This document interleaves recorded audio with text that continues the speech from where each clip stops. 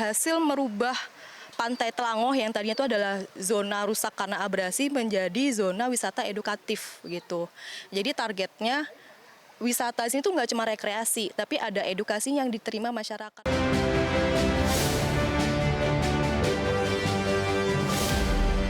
Kita ke informasi pertama, pemirsa. Pertamina Hulu Energi Was Madura Offshore kembali memperkuat komitmen pelestarian pesisir melalui pemasangan struktur buatan Hexa Reef di Pantai Pasir Putih, Tlanggo, Bangkalan, Madura. Selain berfungsi untuk menahan abrasi, pemasangan Hexa Reef juga untuk membentuk habitat baru bagi biota laut serta berpotensi dikembangkan sebagai ekowisata berbasis konservasi. Pertamina Hulu Energi West Madura Offshore kembali memperkuat komitmen pelestarian pesisir melalui pemasangan struktur buatan Hexa Reef di Pantai Pasir Putih Tlanggo, Desa Tlanggo, Kecamatan Tanjung Bumi, Bangkalan, Madura.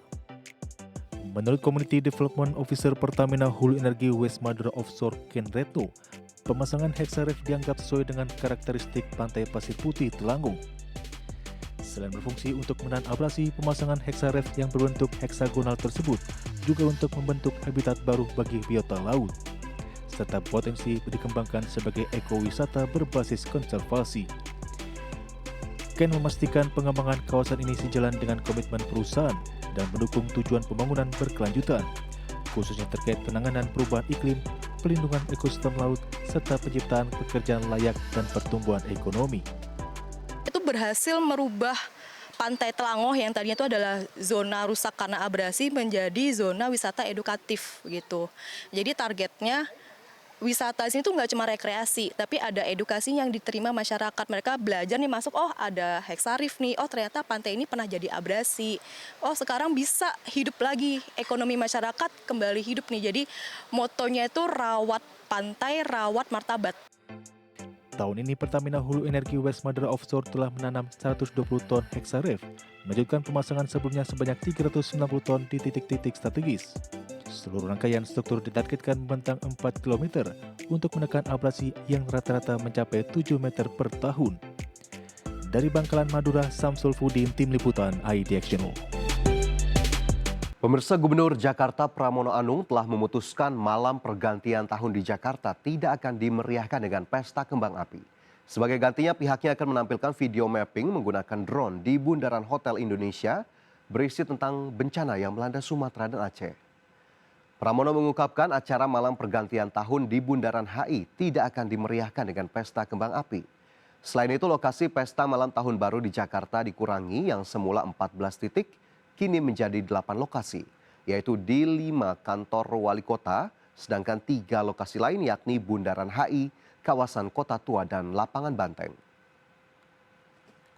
Betul untuk kali ini ditiadakan. Dan mudah-mudahan ini tidak mengurangi esensi kita di dalam menyambut. Ya, pemirsa, waspada cuaca buruk saat libur Natal dan Tahun Baru. BMKG memprediksi akan ada bibit siklon pemicu hujan ekstrim di sejumlah wilayah. Kepala BMKG mengungkapkan bahwa puncak musim hujan akan terjadi pada Januari hingga Februari 2026.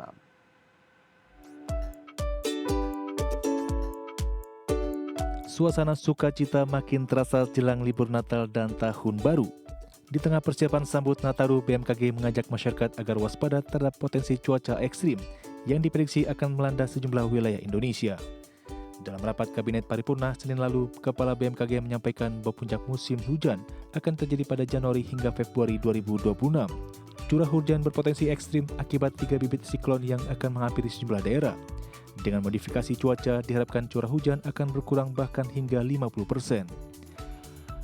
Operasi penyamaian awan nantinya akan dilakukan di 6 wilayah kunci. Pergerakan awan hujan dicegah agar tidak mencapai daratan padat penduduk. Lampung, kota-kota di Pulau Jawa, Bali, hingga Nusa Tenggara berpotensi mengalami hujan lebat dan angin kencang, sehingga wilayah ini menjadi target modifikasi cuaca. Selain itu, masyarakat juga diimbau memantau perkiraan cuaca selama libur Nataru. Rayakan Natal dan Tahun Baru dengan sukacita, namun tetap waspada terhadap cuaca agar momen kebersamaan bersama keluarga jadi nyaman dan berkesan. Tim Liputan, IDXNO. Pemirsa, langkah ekspansi grup Chandra Asri terus berlanjut melalui pemberian pinjaman antar entitas. PT Chandra Daya Investasi Tbk memberikan fasilitas pinjaman 95 juta dolar Amerika kepada Chandra Asri Capital Pte Ltd untuk mendukung akuisisi dan pengembangan jaringan SPBU di Singapura. PT Chandra Daya Investasi Tbk atau emiten berkode saham CDIA memberikan pinjaman senilai 95 juta dolar Amerika Serikat atau sekitar 1,6 triliun rupiah kepada Chandra Asri Capital Pte Ltd. Perusahaan penerima pinjaman bergerak di sektor penyediaan SPBU dan beroperasi di Singapura. Chandra Asri Capital merupakan entitas usaha PT Chandra Asri Pacific Tbk melalui anak usaha Chandra Asri Trading Company Pte Ltd dengan kepemilikan 100%. Sementara itu, CDIA sendiri dimiliki 60% oleh Chandra Asri Pacific sehingga transaksi ini dikategorikan sebagai transaksi afiliasi. Presiden Direktur CDIA Franciscus Aryawan juga menjabat sebagai Direktur di Chandra Asri Capital. Sementara Komisaris CDIA Andre Korkanhin turut menduduki posisi komisaris di entitas tersebut. Pinjaman diberikan untuk mendukung investasi Chandra Asri Capital di bidang SPBU guna memperkuat bisnis energi grup Prajogo Pangestu di Singapura. Sebelumnya grup ini telah mengakuisisi jaringan SPBU ESO milik ExxonMobil di negara tersebut. Perjanjian pinjaman ditandatangani pada tanggal 18 Desember 2025 dan berlaku hingga 31 Desember 2030. Dana pinjaman akan digunakan untuk kebutuhan operasional dan investasi dengan ketentuan hukum yang berlaku adalah hukum Singapura. Tim Liputan, iDiactional. PT Morris Capital Indonesia selaku pengendali baru PT Multi Makmur Lemindo Tbk resmi meluncurkan penawaran tender wajib atas saham PIPA. Aksi korporasi ini dilakukan setelah Morris Capital mengakuisisi 43,78% saham dan mengambil alih pengendalian perseroan. PT Morris Capital Indonesia selaku pengendali baru PT Multi Makmur Lemindo Tbk emiten berkode saham PIPA resmi mengumumkan rencana penawaran tender wajib atau mandatory tender offer. Ini merupakan konsekuensi atas perubahan pengendalian saham perseroan sesuai dengan ketentuan pasar modal. Dalam aksi ini MCI menyiapkan dana maksimal sebesar 93,45 miliar rupiah untuk menyerap saham publik PIPA. Harga penawaran ditetapkan sebesar Rp54,47 per saham, sesuai ketentuan berdasarkan rata-rata harga tertinggi perdagangan selama 90 hari terakhir di Bursa Efek Indonesia. MCI resmi menjadi pengendali setelah mengakuisisi 1,5 miliar saham atau setara dengan 43,78% dari modal di store dan ditempatkan PIPA. Selain perubahan ini, MCI menyiapkan arah strategi baru untuk mengembangkan bisnis perseroan ke sektor energi dan logistik.